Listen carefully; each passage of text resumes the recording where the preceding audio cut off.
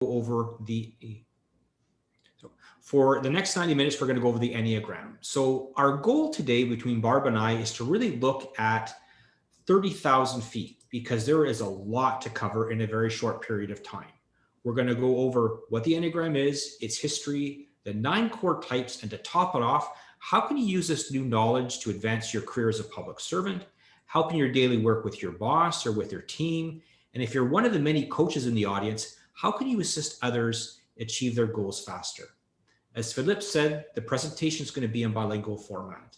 Now, also, you will notice that to improve the level of interactivity throughout the presentation, we'll be using Mentimeter and also Zoom chat to ask questions, get your opinion, and gather what you are thinking.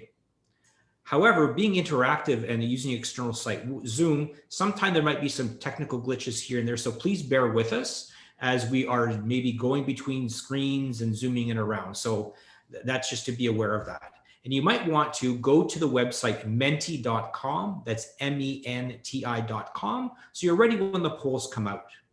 So just to give you a heads up, the final question for the presentation today will be, what type do you think you are? So we're going through the 9 types, so listen very carefully to the different motivations, characteristics, and so on. And at the end, reflect back, what do you think you are? But also, like I said earlier, given the amount of time information we have to give, we would ask that you write your questions down and keep them till the end of the session, obviously in the choice of your language. And what we will do is at the end, time permitting, is go through some of those questions. And with that, Barb, let's start off with our first poll. Over to you. Thank you, Trevor. Okay, so as Trevor said, actually the next slide, Philippe, please.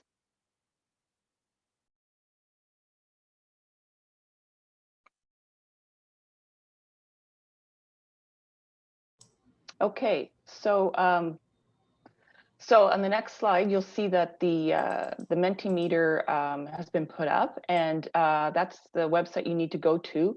And when you go to that site, either on another tab or your phone, you enter in that code there, 26087146, and there's 2 slides for you to answer. We want to get a sense of your knowledge of the Enneagram and who do we have in our audience.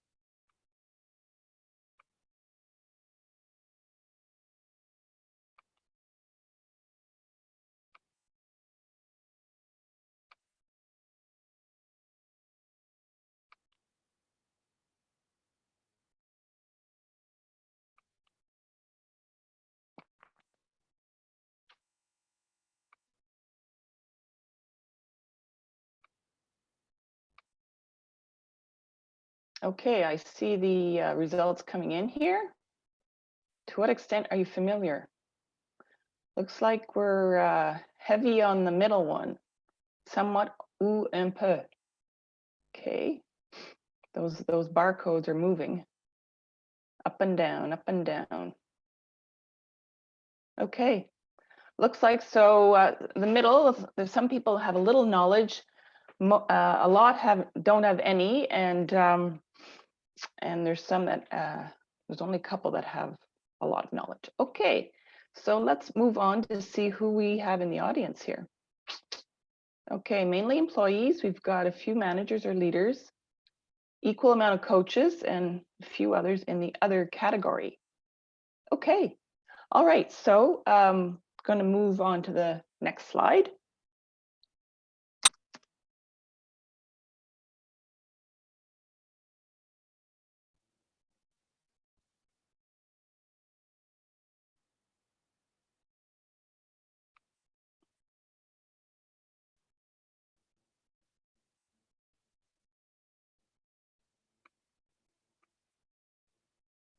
Okay, so now what I'd like to ask everyone is, so if you could put your responses in the chat, what are you hoping to learn from today's session on the Enneagram?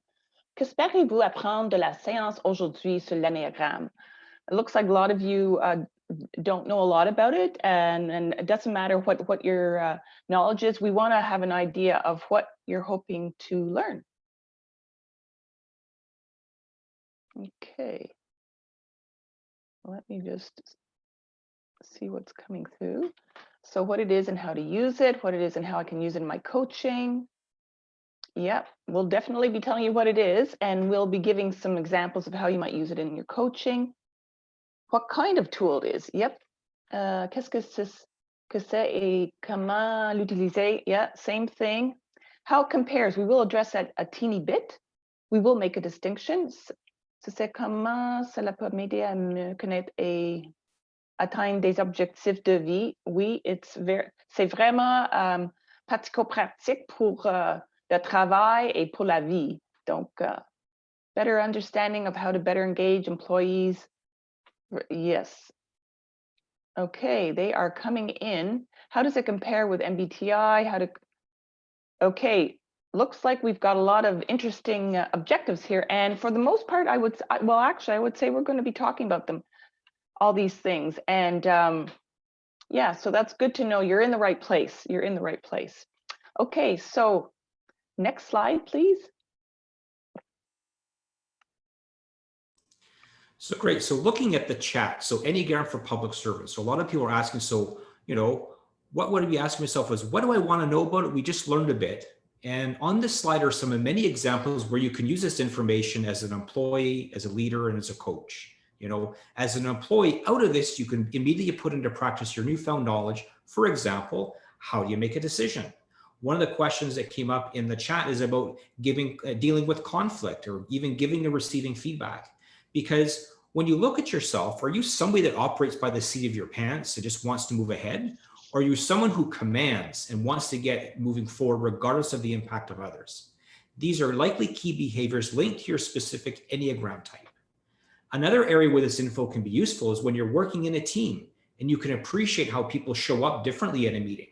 For example, as you'll learn, an Enneagram type 5 is somebody who's very cerebral, always thinking, always planning, and always learning.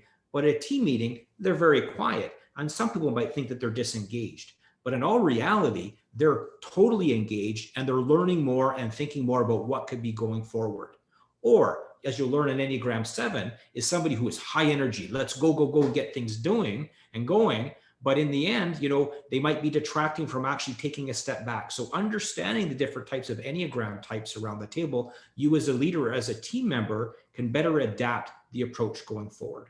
Now, we've got some coaches in the audience. So as a coach, being aware of not only your own style as an Enneagram and how you show up in front of your client, but also knowing your client's Enneagram type will help you focus quickly on areas of development. Because often when a client comes before you, they have an idea where they want you to go, but understanding the Enneagram type with between the wings, the type, and other behaviors will really give you a sense about areas of development that are hidden.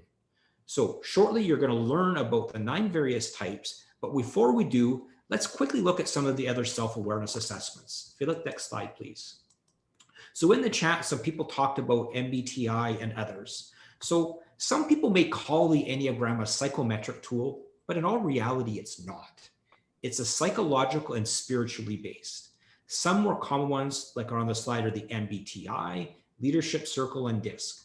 They're all great tools to learn more about yourself. So the MBTI is a self-report inventory designed to identify a person's personality type, strengths, and preferences. The Leadership Circle and Clifton Strengths, the Leadership Circle is more known in Canada, whereas the Clifton Strengths is more known in the States, are based upon a number of strengths and characteristics, more in the business of area, where you can hone on different capacities that you need to develop, things in your strengths. So for example, in the federal government, there are some departments that are using the Leadership Circle profile as part of their leadership development. And in the city of Ottawa, it's one of their primary tools. So these things really look at a whole bunch of different areas and say, okay, you need to focus maybe on communication or on vulnerability or self-actualization. Finally, DISC. For those who are in ESDC and Service Canada or other departments around town, you'll often see these little colored bricks, blue, green, yellow, and red. And what this is really around is the DISC. And DISC comes from about 1928, where it's a motion behavioral theory of psychologists William Moulton Marston, where they looked at 4 traits: dominance, inducement, submission, and compliance. So this theory is developed about as a behavioral assessment tool, And that's where those 4 colors come in. It's about how you show up. But these are all great tools. But what are they all missing? Next slide, please, Philip. Answering the question why. The self-awareness assessment we just talked about missed the motivation component. What motivates somebody to do something, act some way, or perceive something? All of the previous assessments we've talked about look at what people see on the surface of someone. They don't go in deeper. What are their preferences in communications? How do they act in certain situations? Or what capacities do you need to work in the workplace? They're all missing one key element, like I said, to self-awareness. That's motivation. So how does motivation fit in? Let's take a look at an iceberg. Next slide, please.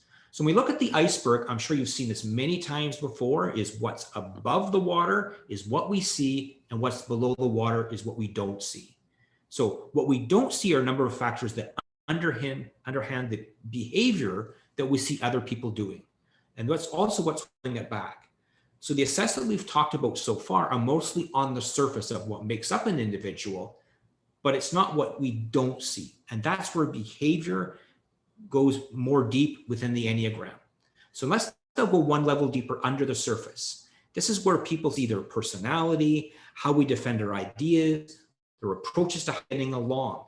And the next level down is around defenses. What do we do when we're pushed up against the wall or we're in a difficult situation? And even further down below the human is the anxiety and fear. What happens when we're anxious? What happens when we're fearful? But when we look at really what's the core to all of this, behavior, personnalité, les défenses, l'anxiété et peur, c'est vraiment les motivations. Ça, c'est vraiment les clés pour toutes les choses ici dont vous devez parler cet après-midi. So how do we discover what our core motivations are?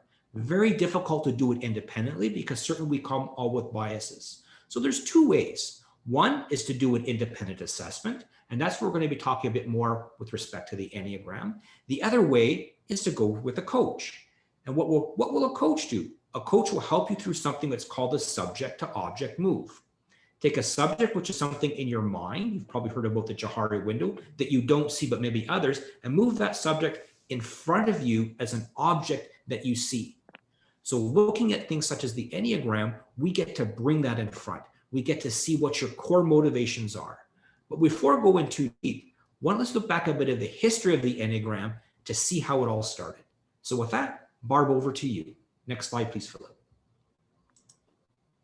Yes, so to start off, I'd like to say that the aspect that intrigues and fascinates me about the Enneagram is that it has stood the test of time. In fact, its ancient roots go back 2,000 to 4,000 years ago, which shows that people have been studying human behavior for thousands of years. For centuries, philosophers, mystics, and scientists have noticed that we humans are conditioned, habitual creatures, and the Enneagram is an example of this interest. To situate the Enneagram, it is a framework that is based on a number of ancient wisdom teachings and insights from modern psychology. George Gurdjieff was a Greco-Armenian mystic and spiritual teacher in Europe and brought the system to the West in the early 1900s. He created the symbol or schema that you see on the screen and discovered the 9 types, or sometimes they're referred to as energies, that are in us, but he didn't create it as we know it today, as they are unique personality types. Oscar Icazo, philosophers from South America, put the typology of personality together with the Enneagram symbol in the 50s and the 60s. And Claudio Naranjo, an American psychiatrist born in Chile, initially studied the Enneagram and brought it to the United States and Canada in the 1970s. And today, its modern usage is flourishing, and it is still a work in progress. And contemporary use of the Enneagram has grown from the work of these 3 individuals I just mentioned, and has been advanced by other teachers such as Helen Palmer, Don Riso, and Russ Hudson, and others. And now there's all kinds of books all over the world in print, and including many translations of other major Enneagram teachers. And recently I've read that the Enneagram is of particular interest to millennials who are showing an interest beyond the conventional notion of what brings happiness i.e. the big salary, for example, and they're wanting to explore more deeply of who they are. And it's not only the males, it's others too. And there's all kinds of conferences that go on where this is the subject of the conference. So it is very much vibrant and flourishing. Next slide, please. So what is this Enneagram? It is a framework for self-awareness, growth, and transformation. And that is a big key between it and those other personality assessments. The big difference is the growth and transformation. It is a model that just lends itself so easily to that. And so what exactly is inside this model? You know, we have the picture in front of us. And so what all those different points in there, you'll notice that there's 9 on there. And that means that we all have 9 types or energies inside us, but there is one that resonates with us the most, and that is our home base. And so then what is the premise underneath these 9 energies or types? Well, it's the ways in which a person's ego becomes fixated, if I might say, within the psyche at an early age of life, like when you're a child. And so for each person, one of these ego fixations or preoccupations then becomes the core of a self-image around which your psychological personality develops. And so each fixation or preoccupation is also supported at the emotional level by a particular passion. And you'll see this referenced in our slides for each of the types. They'll have in the top right-hand corner what the passion is for that type. And so the principal psychological connections between the 9 ego fixations can be mapped using points, lines, and the circle of the Enneagram figure. And there's many ways that you can, different lenses that you can use to look at the different 9 types, many different interactions and dynamics at play. So according to Ikazo, a person's fixation derives from childhood experience. It's your self-perception of when your expectations are not met in each of the 9 energies. And this is the human condition. This happens to us all. We can never get all of our needs met. And so, as we know, young children, they are naturally self-centered and therefore experience disappointment in some of these expectations and needs not getting met. And so from these experiences, automatic thought and behavior patterns arise as an attempted defense against the recurrence of these unmet needs. And these behavior patterns remain static over the years, and that is what turns into our motivations. And these motivations are, we've come to know, this is where we get recognition. This is how people will accept us or stroke our ego, as we say. So that brings me to the fact that each type has its own motivations, beliefs, attitudes about self and others. And within each of these 9 types, there are different ranges of development or health, if I might say, which include, there's the high end, which is the healthy range. Then there's the average.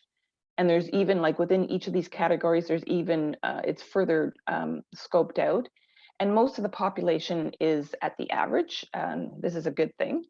And then there's the unhealthy zone, if you might say. So these ranges are a way of describing the virtue or the gift of each energy and the automatic habits or behaviors that trip us up or keep us stuck. Next slide, please. So what are the methods that we can explore it? Well, the first one that you see on the screen is the narrative tradition. It is a tradition that it's a teaching method that promotes an open exploration of each personality type. And so what it consists of is participants attend a workshop, and it would probably be over a period of days for sure, where participants listen to representatives of each type, share their personal stories, and reveal their particular inner worlds and realities. And so after listening to several panelists of each type, then you become in a better position to discern your type. So in this case, there's no questionnaire for this method. It is, you're listening to people talk about their world from each of the 9 types or energies. Then there's a self-report questionnaire, which I'm sure, you know, we are most familiar with those kind of self-awareness assessments. The first one on the screen you see is the IEQ-9. It is an adaptive online test or assessment. And it has reliability measures built in to account for inconsistencies, so that's very interesting. And then there's the Riso-Hudson Enneagram type. I referenced those two persons earlier. They're the contemporary gurus, if I might say, of the Enneagram right now.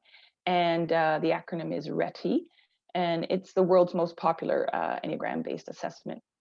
Then, and so with that one, you get a full personality profile across all types, and then it shows you your scores in each of the energies, and that's the basis of a starting point for a conversation with a coach that is certified in the Enneagram.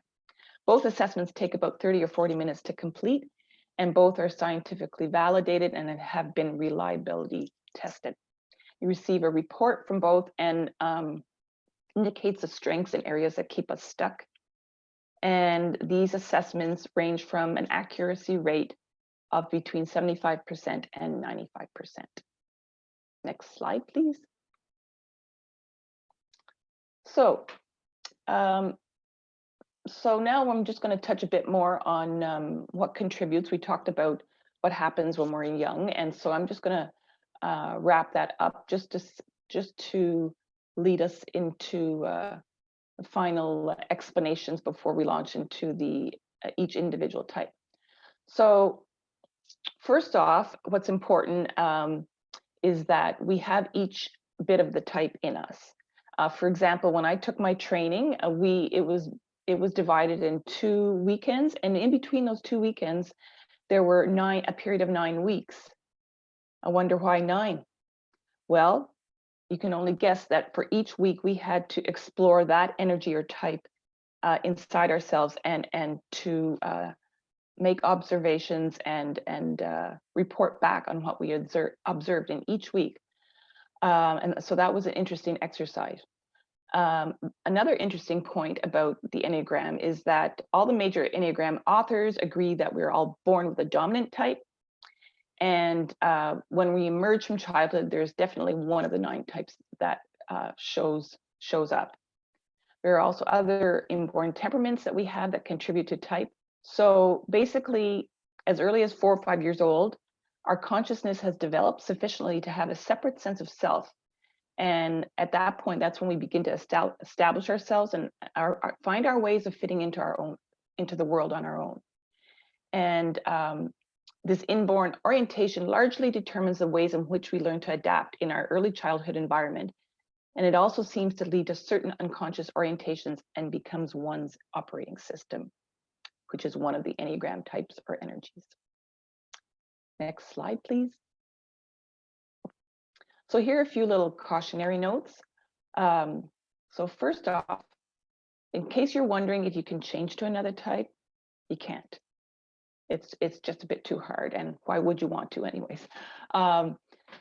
Types are universal to all people. Sometimes you'll hear us referring to the numbers, and it's easier to remember that. Depending on the assessment, sometimes they'll say the number, but they'll also call it something, a descriptor. Like for instance, for type 2, sometimes it's called the giver, sometimes the helper. Type 3, sometimes called the competitive achiever, sometimes the performer. However, when we're talking, generally speaking, we don't usually drop those names. We talk about the number. And what's also important is that all characteristics of each type number are the same, no matter what they call them as a word. And you don't have to relate to every descriptor of the type you resonate with, because we're always growing, but there will be one that does attract you or makes sense to you. The numbers are neutral and there's no ranking. For instance, a type 9 is not better than a type 1 because they're all equal. They all have their strengths and the areas that trip us up. And it's not a filing system of humans nor an excuse for behavior. So if you know yourself well, it will be easier to respond to the questions if you decide to take the assessment. And with respect to accuracy, it will depend on how willing you are to acknowledge the things that you don't like about yourself. The easy part of the assessment is to acknowledge our strengths, and the assessment covers both. Next slide, please.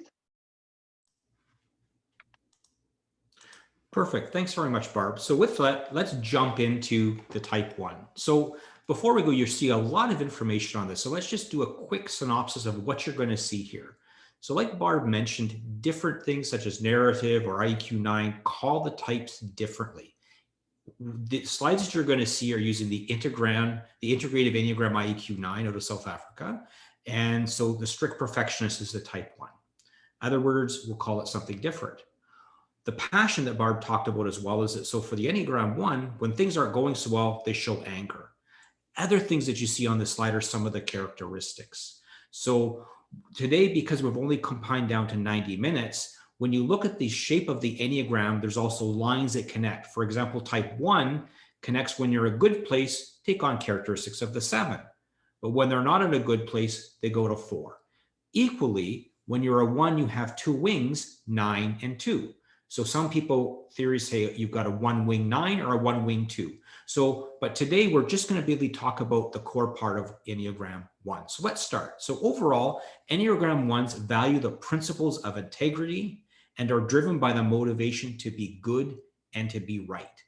Their name, strict perfectionist, comes from their striving for perfection and self-control. Integrity and quality will also be important to them. And ones tend to appreciate standards, principles, and structure. So think about an engineer, for example. At their best, ones are tolerant, self-accepting, and serene, offering dignity and discernment to themselves and to the world around them. However, when they're less healthy, they tend to be judgmental, uncompromising, and pedantic, driven by a critical gaze of an acute awareness of their own imperfections and sense of not being good enough. Now, for all types, there are some blind spots. So ones may appear critical or impatient, even when they're trying to be as constructive in interactions as possible, but they're actually being destructive. When feeling righteous about an issue, ones may struggle to move from this righteous position to accepting that others may also have a valid, different perspective or response. For ones, the key thing is an inner critic. A 1 always has that person inside criticizing what's going on, not only of themselves, other others. Am I good enough is a question they ask. So inside, the 1 self-talk is, the world isn't perfect, and I must work towards improving it. I must be good, right, and perfect, and avoid mistakes. I must distinguish between right and wrong, and apply myself diligently to make the world better. Now that we've learned some of the key characteristics about the strict perfectionist, let's do a quick poll. Barb, let's go over to Mentimeter. Philip, next slide, please. So with this, go to menti.com and put in code 49668772. Once again, 49668772. And the question will be, from what you have heard, what do you think the gift of the type 1 is? À votre avis, quel est le don du type 1? Once again, encore une fois, à votre avis, quel est le don du type 1? From what you've heard, what do you think is the gift of type 1?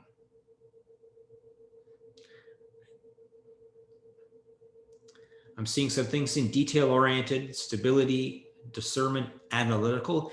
Definitely, they're looking at things and putting in things, organized. Think about a project manager. Think about putting things in schedule. Integrate, talents. Yeah. Those are some great things. Assertiveness. Excellent problem solver, great. Those are all definitely gifts of the type 1. Some other ones are like principles of integrity, being straightforward, strives to improve things, and highly responsible. But once again, some of the things, the types that come back, they can also be critical. So thanks for that, Barb. And let's move over to the next slide, and we'll talk about type number 2.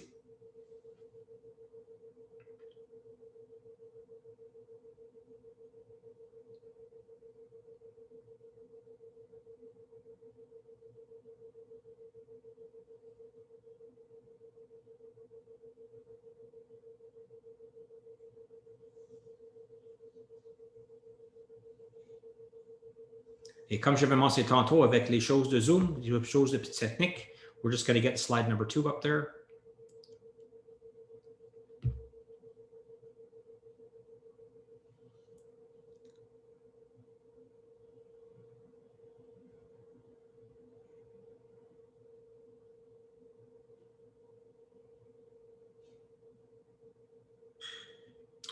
So we can see the slide there and we're going to go into full presentation mode. So les Ennéatypes 2 ont un besoin motivationnel d'être aimé et apprécié.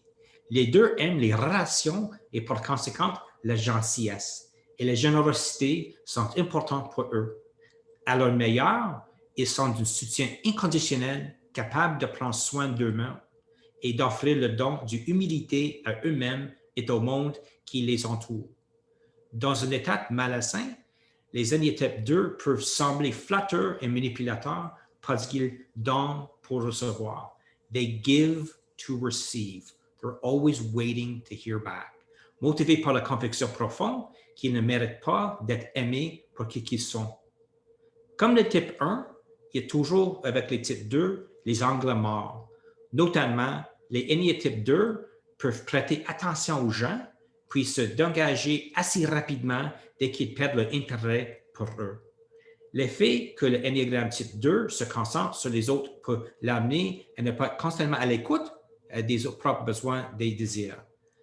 Comme pour le type 1, le type 2 a un discours à l'intérieur. Les gens comportent sur moi pour les aider. Je dois gagner l'amour et l'appréciation des autres et attendre là pour eux. Je n'ai de valeur que si on m'aime et si on a besoin de moi.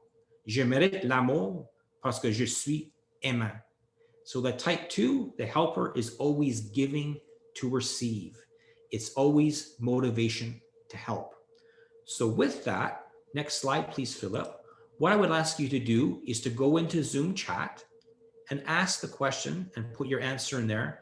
À votre avis, quel est le défi pour le type 2? What do you think the challenge is for type 2, the helper, always giving? So I see balance. That's the first one. Accepting and receiving, definitely accepting and receiving is very difficult. Self-love, la difficulté à mettre des limites, c'est bien sûr de mettre des limites parce qu'il va toujours de l'énergie pour donner aux autres.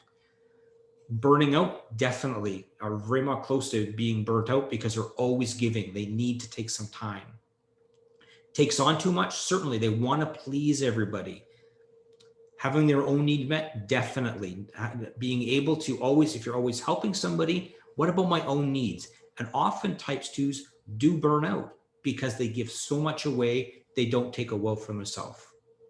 Ne pas toujours chercher l'approbation des autres, c'est bien sûr et ça. Apprendre à dire non, exactement. Apprendre à dire non, c'est vraiment difficile parce que dû au fait que les types 2 veulent toujours aider les autres, ils peuvent presque jamais dire non. Okay, so great. So thanks for those things in the chat. And what we're going to do is we're now going to go over to type number 3. So Philip, if we go to the next slide, type number 3.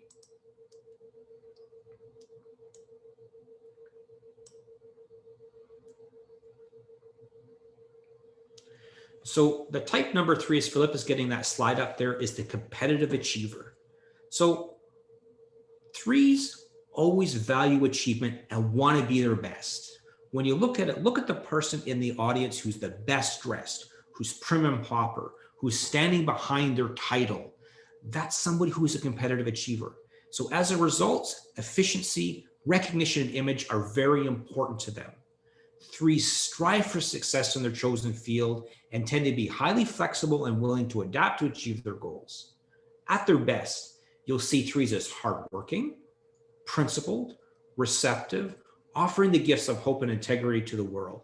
However, in an unhealthy state, 3s are overexpressed need for achievement may seem self-important and inconsistent.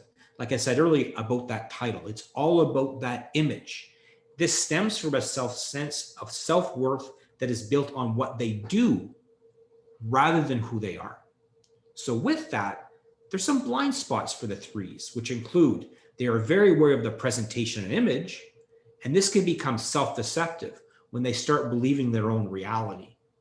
In over-identifying their public image, 3s may lose touch with who they really are and create confusion between their real self and their role in their job and the world. Also, 3s find it difficult to discuss negative issues and will often rush or dismiss in such conversations. So in a workplace, if you're a 3 or you're working with a 3, taking on constructive criticism is something which is very difficult. because they take it so personally, because that's their identity. So overall, the 3 self-talk is the world values winners. I must always win. I must succeed at all costs. I must avoid failure. I am what I do.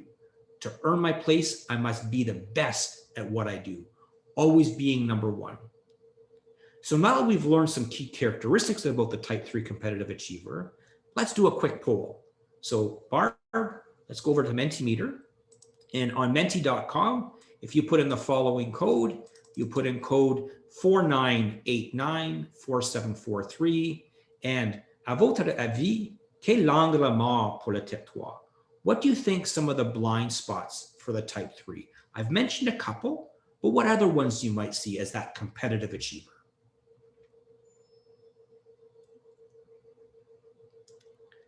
And we'll just wait for Barb to get the Mentimeter up. We'll get some results in just shortly.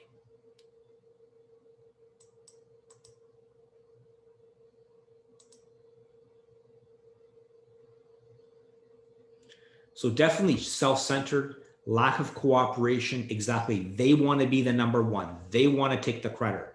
Other people's feelings. Exactly. They're going to push aside to win. But on the other side, do they know what their feelings are? Are they hiding it? Are they hiding? Maybe they've got a weakness. They don't want to show it. Ruthless. Definitely. Let's go forward. Let's be number 1. Push things aside. I've got to win. Intolerance. Exactly. Towards others. So think about that person, once again, who's the best dressed, who's looking for the title, always applying for jobs to move up more and more quickly. That's the competitive achiever. But once again, in certain areas, the competitive achiever is somebody who won on your team in marketing, putting out a message, and so on. So great person to also have your team with the others. So with that, on the competitive 3, let's go learn about type number 4, the intensive creative. So Philip, let's bring up slide number 4, please, type 4.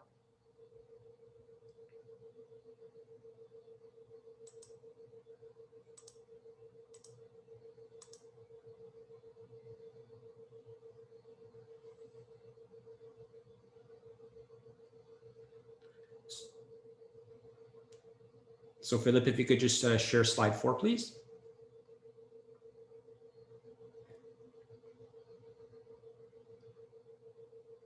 He's probably working on it. Okay. As I said earlier, the technical challenge of Zoom and skimming in and out. Yeah. Perfect. Yeah, there we go. Excellent. Oh, there we go. We're back on. OK, merci beaucoup. Merci beaucoup, Philippe. OK.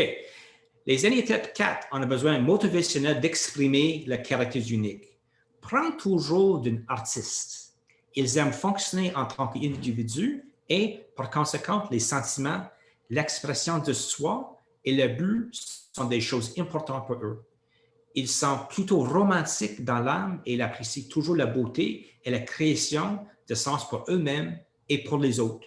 À leur mieux, les 4 sont perçus comme sensibles mais satisfaits.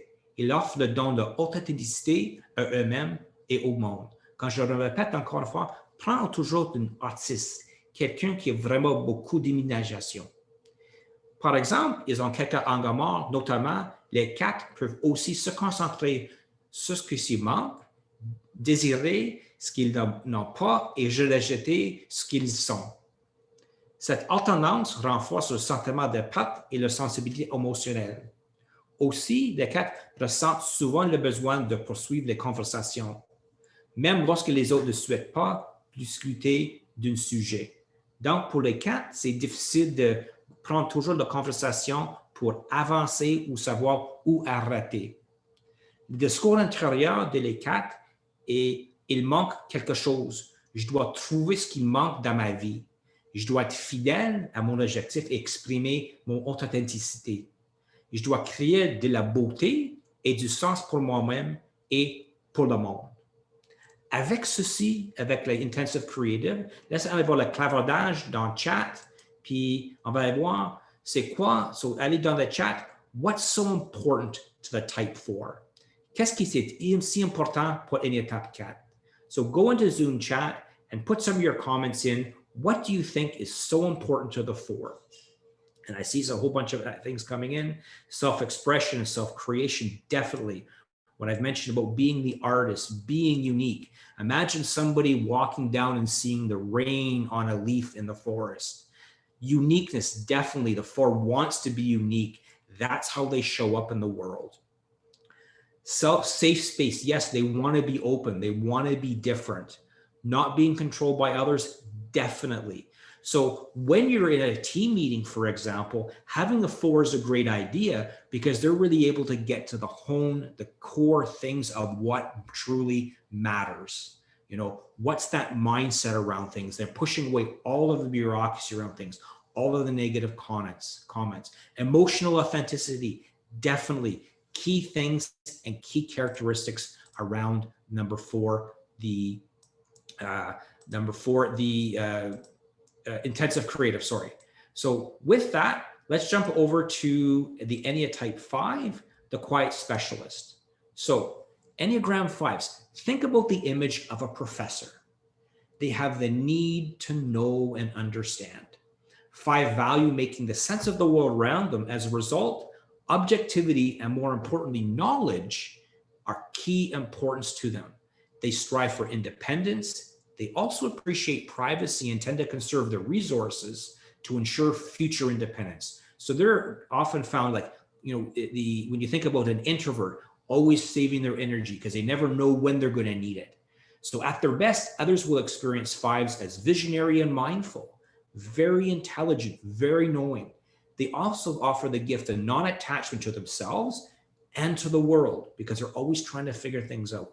However, at their worst, others might think 5 as being stingy, intellectually arrogant, and disconnected from the heart as they retreat into their mind and avoid being engulfed or intruded upon. So with that, some 5s do have blind spots themselves. So for a 5, the ability to detach from feelings and practice objective thinking may come at the expense of interpersonal warmth. So they might not be able to show emotions very well because they're with their mind, not necessarily with their heart. And even when 5s do feel warmth, they may not really be readily apparent to others. Also, in trying to explain information and share their expertise, they may come across as patronizing or haughty. They think that everybody else should already know this. Why don't you know this? So they may actually make people shut up and shut people down because it makes it difficult for them to understand and pay attention to what the 5s are actually trying to say. Overall, the 5 self-talk is, the world is intrusive. I must protect my resources and energy so that I can think. I need more knowledge. I've got to learn more. I must be self-sufficient and not depend on others too much. I must understand and make the sense of my world. I don't need too much, but I do need my space. So with that, Barb, let's go over to Mentimeter and do a quick poll. Okay, so if you go over to menti.com and you put in the following code 75512420, once again 75512420, and the question will be, which list of words, there's going to be 2 lists of words, describe a type 5. Quelle liste de mots décrit un Ennéa type 5? Encore une fois, quelle liste de mots décrit un Ennéa type 5? And which list of words describe a type 5? So Barb's going to bring up menti.com and we will look at and see where people are able to answer the question. As that comes up, I'll give you a bit of heads up. So answer A will be self-sufficient and knowledgeable, and answer B will be conscientious and high standards. So once again, selection A will be self-sufficient and knowledgeable, B will be conscientious and high standards.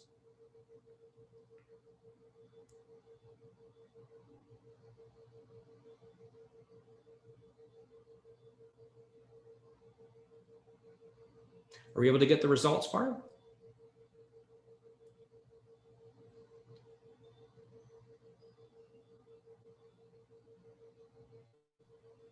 Sorry. Yeah, I did, but they weren't showing. Just give me a second. Well, you can just read them off. So what do we have? How many do we have for type A and how many do we have for type B? Or sorry, question A and B. We have 23 for the first response, knowledgeable and self-sufficient, and we have 2 for the conscientious and high standards. Okay, so the clear winner is A, self-sufficient and knowledgeable, which is actually the correct answer, which is type 5. Being conscientious and setting high standards is actually type 1. So thanks, Barb. So we've got 23 on A, and on B, conscientious and high standards. Perfect, thanks.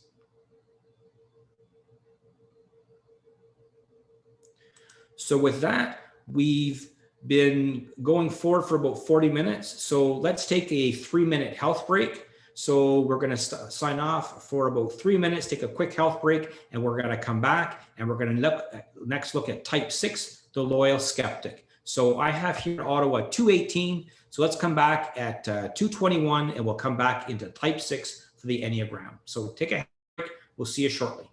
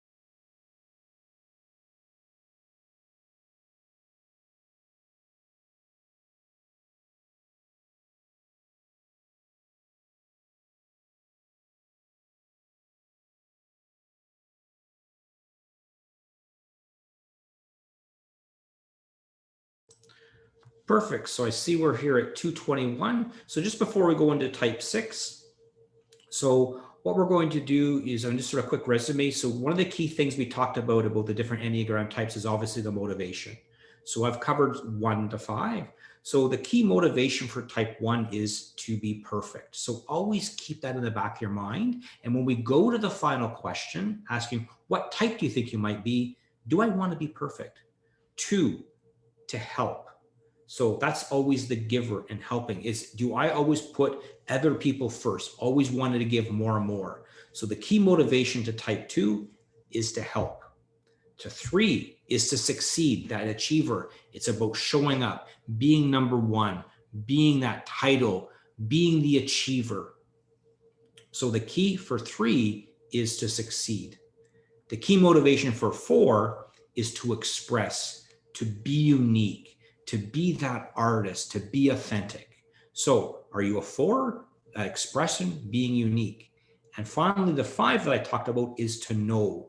The key motivation is to know more and more and more. Once again, think about the image of the professor, that knowledge base. So with that, those are the 5 key motivations of the 5 key types. And over to that, Barb, let's start with the type 6, the loyal skeptic. Barb, over to you. Oui, merci, Trevor. Donc, loyal skeptic, c'est le nom, et un autre nom en anglais, c'est The Guardian. Donc, ça vous donnez un indice, qu'est-ce que ça a l'air. Donc, les personnes qui sont les 6, ils ont appris quand ils étaient jeunes que vous êtes bon ou bien si vous faites ce que l'on attend de vous. Donc, ça, c'est comme leur mantra. de mantra. Donc, les années type 6 valorisent la sécurité et l'appartenance, car ce style découle du besoin motivationnel d'être en sécurité et préparé. Par conséquent, la loyauté et la confiance sont importants pour eux car ils s'efforcent d'être responsables et préparés à tout moment. À leur mieux, ils sont courageux et connectés à un sens de la connaissance intérieure, offrant le don de la dévotion et de la confiance à eux-mêmes et au monde qui les entoure. Dans un état malsain, les aînés type 6 ont tendance à s'inquiéter excessivement, à craindre de laisser tomber leur défense et peuvent être perçus comme anxieux, méfiants ou sceptiques. Et comme les autres types, comme tous les types, ils ont quelques angles morts qui sont, ils se concentrent constamment sur les choses qui peuvent mal tourner. C'est pourquoi leur approche timide et prudente peut sembler à d'autres comme de l'entêtement, du pessimisme et un comportement négatif. Ils ont tendance à s'inquiéter beaucoup de ce qui pourrait arriver et de leur capacité à y faire face, ce qui peut les conduire à ne pas se sentir en sécurité.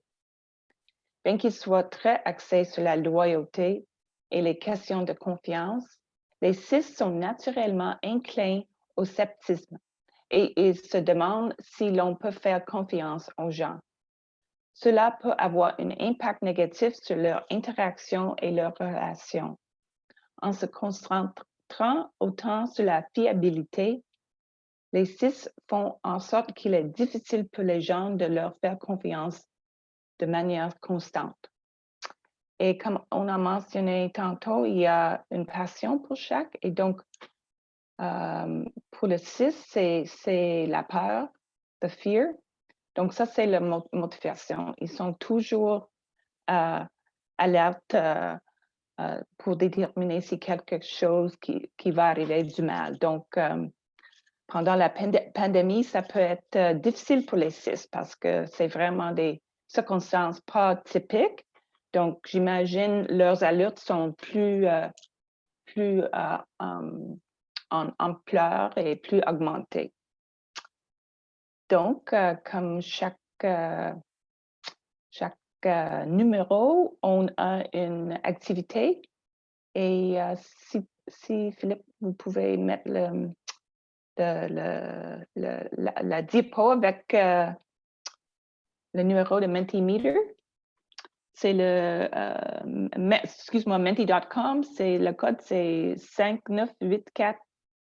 5984-0329, 5984-0329. So, this is in hopes that this will work this time. No, I want this one.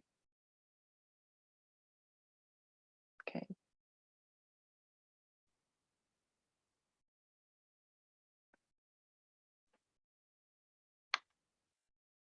No, for some reason, I don't know why it's not showing.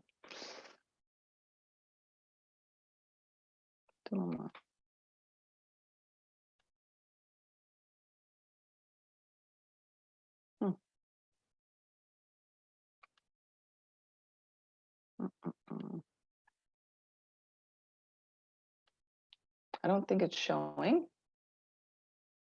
Can we see it? Yes, Barb, we can sort of see the question, the true or false. Oh, there. Is that better? Can you see it now? Yes, we can. OK, donc la question est Type 6 is engaging, responsible, and suspicious. Ligne type 6 est engagement, responsable et méfiant. True or false? Yes, true is the answer. There we go. So they are, so it's describing some of the parts that are positive about them, their gifts. They're very engaging and very responsible and loyal and always there to make sure everyone's protected. You find these people well suited for emergency preparedness, risk management, any kind of protocols to ensure safety, health and safety. That's a strength of theirs. So, all right. So we can go back to the next slide, please. Philip.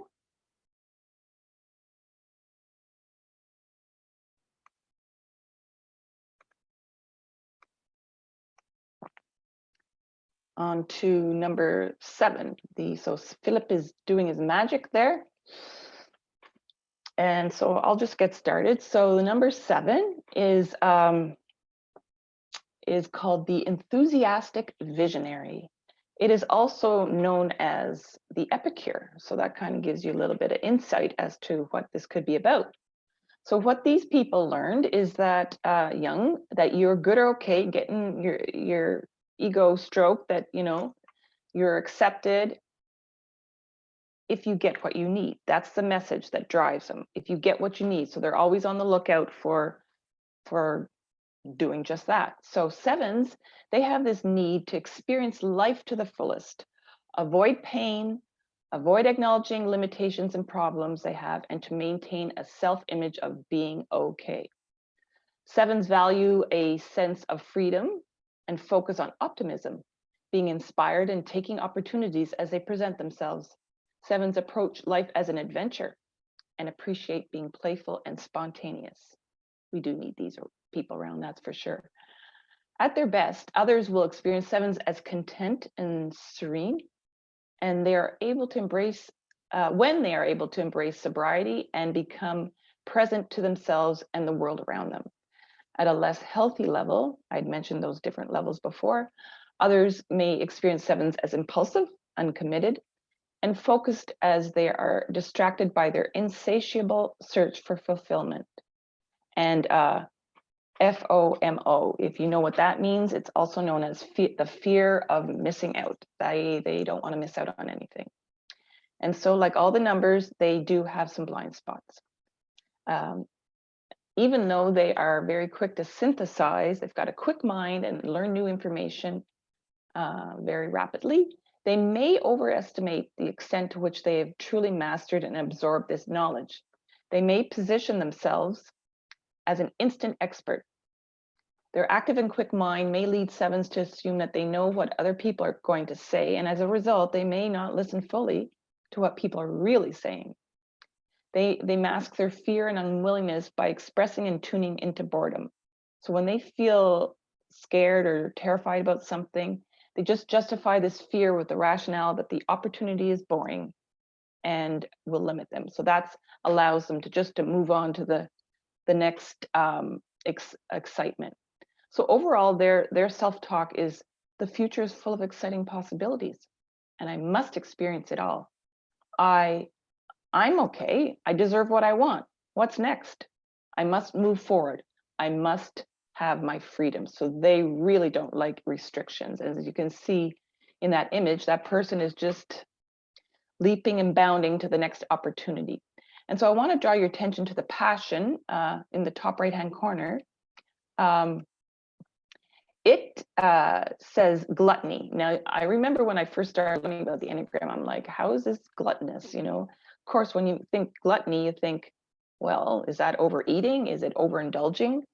When we think of food, usually. So that's not what it's about. The 7 is not overeating. However, I would say that think of the 7 as wanting to sample and taste everything that the buffet of life has to offer, and not being satisfied until they leap and move on to the next dish. So that is a summary of them. And so for these people, if there's ever like a project that needs like a champion or someone who is needs to carry the torch on something and rally the troops and get people really pumped up, these people are known for that. They've got this energy, and they love seizing opportunities, and they go for the gusto. So that's the 7. And so with the 7, we're going to move on to Mentimeter. If Philip could put that on, and the code is for 7 5368496 5368. 4, 9, 6. Okay, see if I can do my magic here now.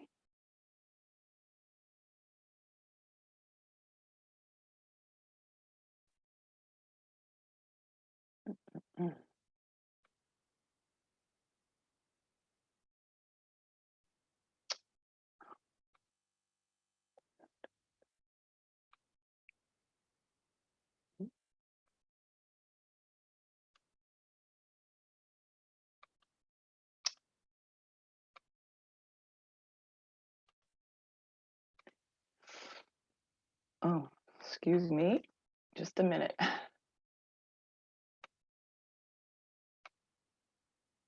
Whoa, whoa, whoa, whoa, whoa.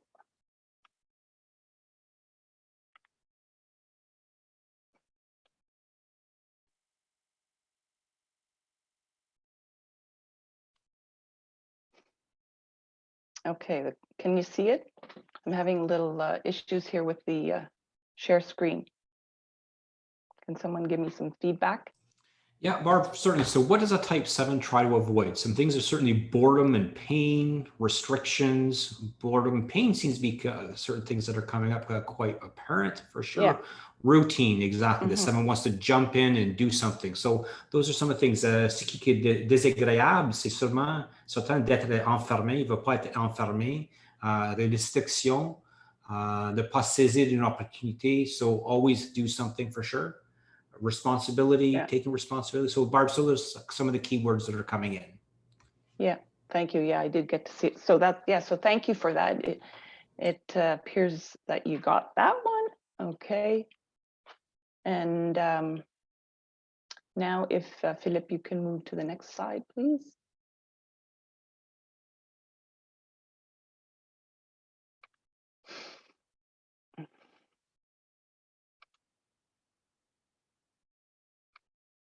Okay, so now we're on to number 8. Okay, the active controller. Un autre terme qui utilise pour ce numéro 8, c'est en anglais, c'est the challenger. OK? Donc, ceux qui sont les 8, ils ont appris que vous êtes bon ou bien si vous êtes fort et vous contrôlez votre situation. Ça, c'est la chose qui est importante pour eux. Donc, les 8 ont un besoin motivationnel d'être forts et d'éviter de montrer leur vulnérabilité. Ils apprécient d'avoir un sentiment de contrôle, être direct et avoir un impact. Les 8 aiment les défis et incarneront un besoin de justice qui leur permettra de protéger les autres. Les énéatypes 8 à leur mieux sont perçus par les autres comme étant forts, profondément attentionnés et accessibles. Ils offrent le cadeau de l'innocence à eux-mêmes et au monde qui les entoure lorsqu'ils s'alignent sur le flux de la réalité. Dans un état malsain, les autres verront les énéatypes 8 comme une personne dominatrice, agressive et lascive. Une image qui découle de leur stratégie pour s'exprimer comme une personne plus grande que nature dans un monde menaçant. Et oui, il y a quelques angles morts aussi. Le fait que leur énergie peut être plus forte et aussi le fait qu'ils ne le réalisent, les 8 ne sont peut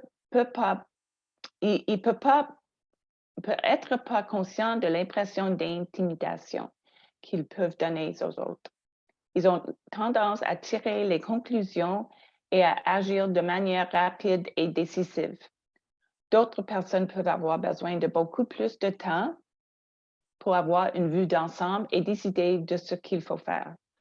La force avec laquelle les énéatypes 8 initient et bougent peut, par conséquent, laisser les gens se sentir non préparés ou dépassés. Et aussi, lorsque les gens sont incapables de s'enfermer ou de prendre le contrôle de manière maladroite, les 8 prennent rapidement les situations en main. Il fait qu'ils considèrent que quelqu'un est faible peut les amener à ne pas tenir compte de ce que les autres disent ou proposent. Le discours intérieur global des 8, c'est le monde est un endroit dur et injuste. Seuls les forts survivent. Je suis un rocher, je ne dois pas être faible. Je dois avoir le contrôle, le faire à ma façon.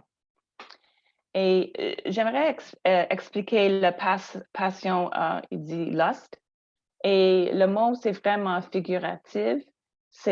L'explication, c'est plutôt une force ou un désir très fort d'être en contrôle. C'est si évident avec ces personnes comme ça, c'est l'image qui est évoquée de leur part. Donc, on a une activité. Cette fois-ci, ça va être dans le chat. Et si tu pourrais me mettre le prochain diapo, Philippe, s'il te plaît. Donc, la question, c'est décrivez en un mot le style de leadership d'un gestionnaire de l'Ennéatype 8. Ça peut être leur force ou leur point moins fort. Donc, please describe in one word a manager's. Yes, autocratic, take charge, you got it. What else? Okay, let me see. Maybe domineering if they're not careful, yes. Charismatic too, absolutely. They can come across as that for sure. Confident. Could be micromanagement if they're noticing like people are being a bit slow. That's when they could hover in, which is not a good thing. Yeah, they can be stubborn. Travail pour plutôt que, yeah, exactly. Authoritative.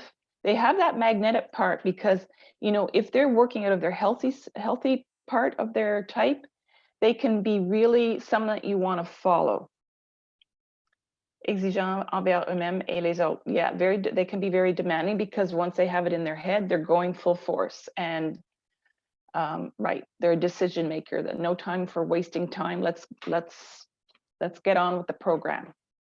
Absolutely, great words in the chat there. You got the gist of it.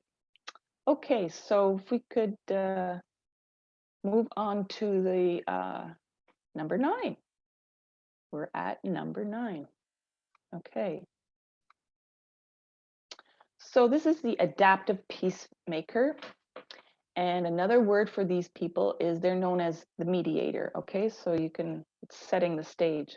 So what they learned when they were young is, this is what their motivator is, you are good, you'll be loved, accepted, you'll be okay as long as those around you are good or okay. So they want to make sure everything is smooth and ripple free.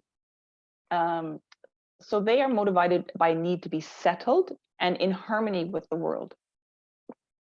And as a result, they're very accommodating and accepting of others, and that is very important to them. They strive for a peaceful existence and appreciate stability, preferring to avoid conflict. And at their best, they are experienced as self-aware and vibrant. They offer the gift of right, sustainable action to themselves and the world around them. Less healthy 9s may be experienced as procrastinating, stubborn, and self-denying. And this stems from a pattern of going along to get along with others, and the eventual discomfort that rises when this strategy is not satisfying. So they do have some blind spots, and they avoid being controlled by others in a very counterintuitive way. And they do that by being passive, non-assertive, and unmoved.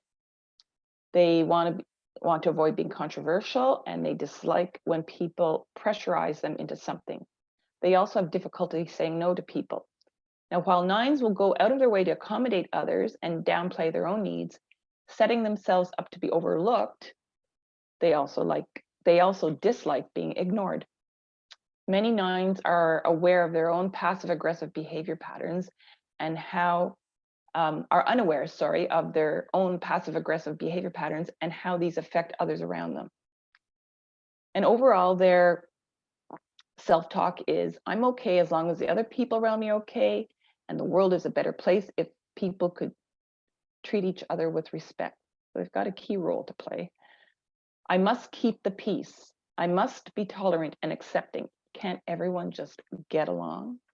So they are the peacekeepers, and sometimes they can do that at too much of a cost. So, and their passion is, you can see it's a self-forget. So what is underneath their motivation is they want to make sure everybody else is okay, and what can get in the way is them forgetting about what's important to them. So now we are going to one of our last Mentimeters. So code 6194 9948 6194998, and I have it in the chat as well.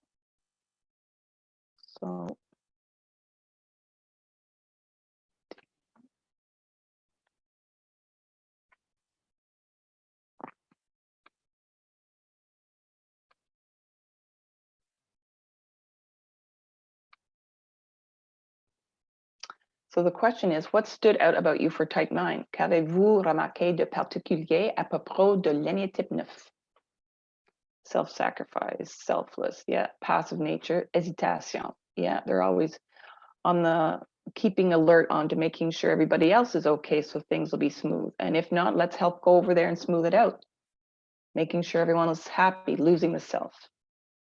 Yeah, not wanting attention, but also not wanting to be ignored. So it's a double-edged sword. Good for resolving conflicts. Yeah, great at negotiating, hence what they're often referred to as a mediator. Soutien, acceptation, éviter les conflits. Yeah, they'll be well liked because they're trying to meet everyone's needs, and that would be where they get stuck or tripped up. So you grasped that one. That was great. Thank you for your feedback.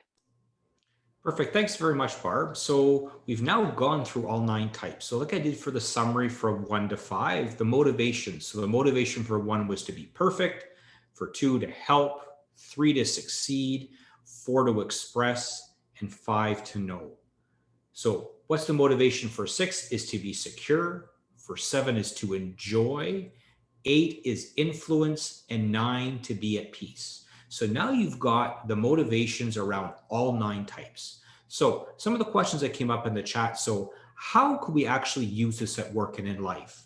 So we've done a lot in 90 minutes, and normally something like this would be over a couple of days. So once again, this is at the 30,000 feet.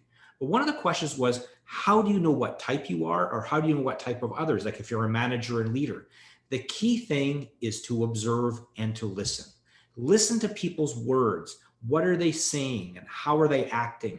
For example, if somebody's a 9 and they're always seen sort of going between, not really making a decision, always humming and hawing, that might be something that might be around a 9. If you're seeing somebody who's coming in as an 8, who's commanding, who's forceful, but not necessarily in a negative sense, but showing that presence. Somebody who is always wanting to express themselves and look deeper, what's the meaning? They're probably a 4.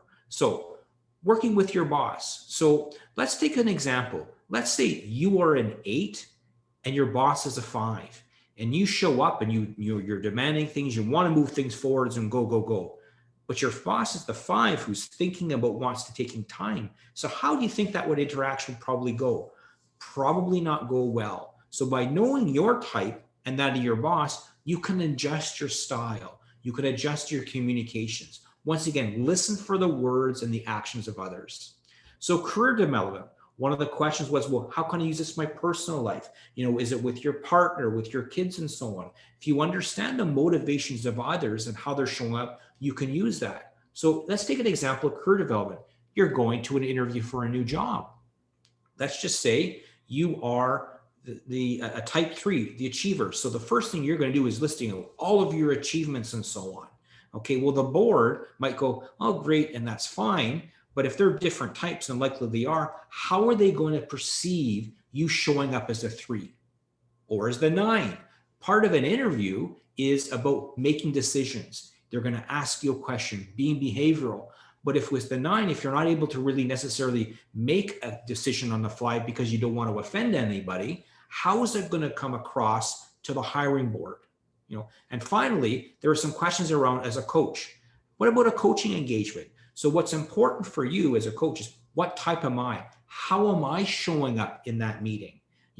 If I'm a 1, am I judging somebody else? If I want to make them perfect, am I giving them the analysis rather than coaching them? If I'm, say, a 4, express, let's go deeper into this and so on. But if you're coaching an 8 or a 7 who wants to keep moving, there might be a conflict. So what's really good as a coach to know your type, but then also the type of your client, so you can balance each out, so how you're showing up. And as we're going to talk about at the end, there's some different tools and free assessments that you can do to understand that. If you go to the paid assessments, some of them will give you a very long report with a whole bunch of different ideas and so on. How are you showing up? How do you get what you want? What do you do when you don't get what you want? And all of those things are around with respect to the Enneagram. So once again, here's some example uses: working with your boss, career development, and a coaching engagement, but all good things to know what type you are and how you interact with others. So with that, Barb, let's go over to our final poll, and over to you.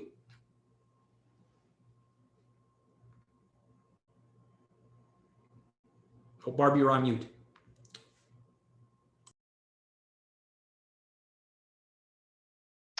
Yes, so what I was just saying is this is going to be our last Mentimeter of the afternoon. And so we just wanted to, remember Trevor said, oh, you already know what, you're already doing it. Okay, we want to see if you can take a guess as to what number you think you might be. And, it's a little tricky to figure all that out after a 90-minute seminar, but we are going to ask you just to take a try. Yeah, so once again, as a summary, as you're going through this, 1 is to be perfect, 2 is to help, 3 is to succeed, 4 is to express and be authentic, 5 is to know, 6 is to be secure, 7 is to enjoy, 8 is to influence, and 9 to be at peace.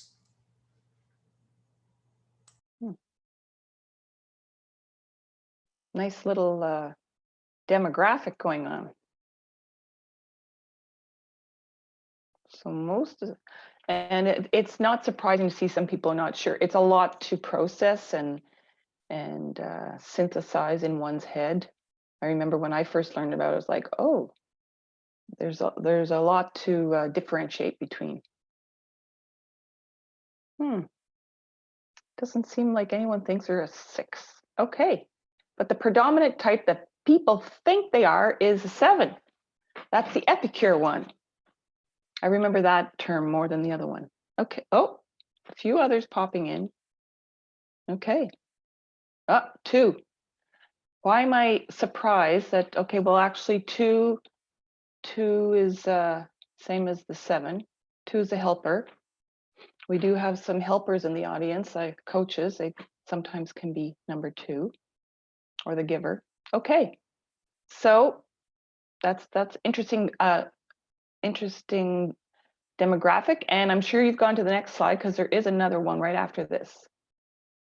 Oh, look, it's already popping up. One word: enlightening, interesting is in the middle. That's always a good sign. Fascinating, mixture of styles, intéressant. So interesting would be even bigger. Overwhelmed, yeah. The first time I read about the Enneagram, I was reading in a book, I'm like, I can't tell the difference between all of these. I wasn't ready for it then, but then time passed, I became ready, and yeah. When you're ready, the teacher will come. Useful, fun, mixture of styles, applicable, fascinating, instructif. I love these word clouds. They're fun to watch. Okay. Oh, okay. That's probably eye opener. Yeah. Curiosité. Oh, if you, more than one person was overwhelmed. Yeah, it's a lot. It's just a teaser. It's a teaser. It was the trailer for the real thing. Okay. All right. Well, thank you for that little word cloud. I think I'm going to keep that one. All right. So, Philippe, if you could put it to the next slide, please.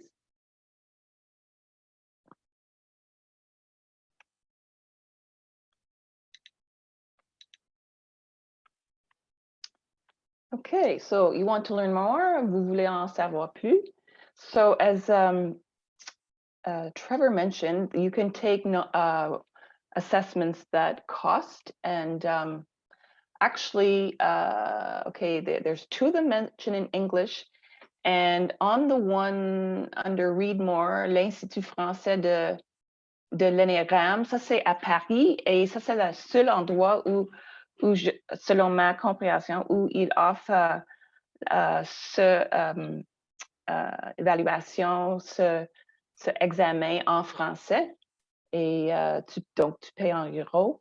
Il y a une association, une école d'Ennéagramme du Québec, mais la dernière fois que j'ai vérifié sur le site web, ils n'offrent pas l'évaluation, donc il faut aller avec l'option à Paris. Mais les deux au premier sont en anglais, the IEQ 9 and the Enneagram Institute. That's where you can take the RETI, the Ross Hudson one that I am certified in. And then, of course, if you really want to unpack it, so it's the assessment is just the beginning, because that's when the conversation starts. And, you know, the person who is certified, the coach, can, in the Enneagram, can help you understand if that's your type, or maybe it might be another one. And it's a very interesting discussion. So next slide, please, Philippe.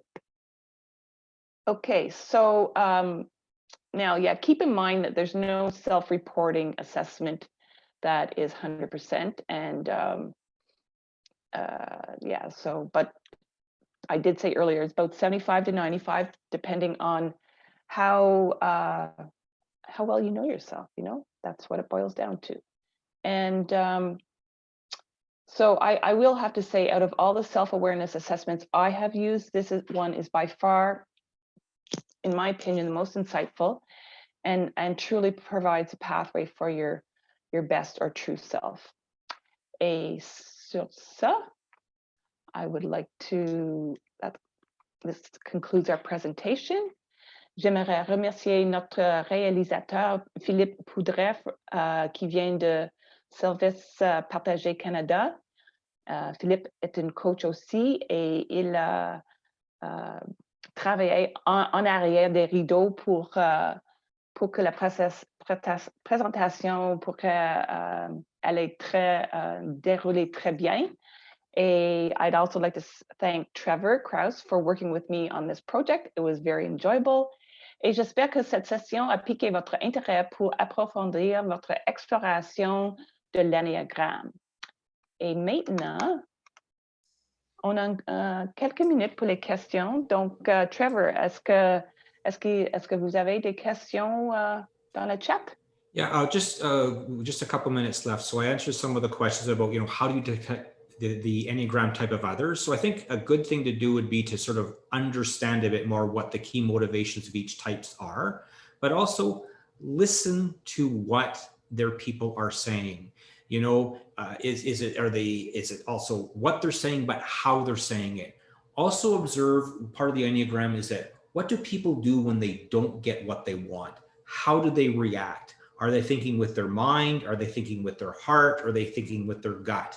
Also, how do you, when they reflect at you, what do you do when you don't get what you want? So those are really things that come out. I see a question, are there free assessments? Yes, on the slides, one of the slides that came out, there are some free assessments that are available. And for example, if you do a quick search for Truity, and that's Truity, Truity, they have a free Enneagram test. There's also, if you do a quick search for Your Enneagram Coach or Crystal Knows, like Crystal with a C, they both all have free assessments. And that's a great place to start. The key thing is that when you go into that, as with any psychometric or a spiritual type based assessment, is answer the questions not as how you think you should be, but how you really are. Because if you don't answer who you really are, you're going to get an off answer. So that's the key first step. So another question that came in is, how do I use this to advance my life? Well, what I would do is, outside of the workplace, we've talked a bit about as a public servant, but we enter our spouses, we act with our partners, we act with friends, and with our kids. Understanding who you are and how you show up and what you do and react in different situations will help you be a better person. You get to observe the things. For obviously for coaching, we talk about is a trigger. What is the trigger for you to do something or not do something?